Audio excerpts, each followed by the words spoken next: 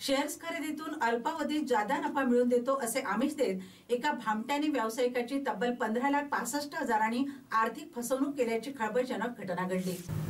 मनीष प्रकाश खके राहणार रामनगर पुसद असे आर्थिक फसवणूक झालेल्या व्यावसायिकाचे नाव आहे। सोशल मीडियाचा प्रभावी वापर करीत एका भामट्याने व्यावसायिक मनीष यांच्याशी संपर्क केला।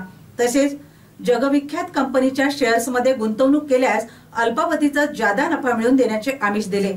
या आमिषाला मनीषही बळी पडला। त्यानंतर भामट्याने सांगितलेल्या इंडोसेंट नामक बँकेच्या खात्यात त्याने वेळोवेळी ऑनलाईन रक्कम पाठविली। ती रक्कम एकूण 15,65,036 रुपयाच्या घरात पोहोचली। दरम्यान वेळोवेळी भामटा त्यांना शेअर्स गुंतवणुकीत भरघोस वाढ झाल्याचे दर्शवित होता।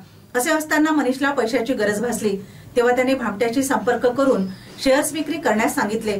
मात्र प्रत्येक वेळी तो उडवाउडवीची उत्तरे देत होता। त्यानंतर त्याने प्रतिसाद देणेही सोडले। त्यामुळे फसवणूक झाल्याचे लक्षात येताच मनीषने पुसद शहर पोलीस ठाणे गाठून या प्रकरणी तक्रार दिली।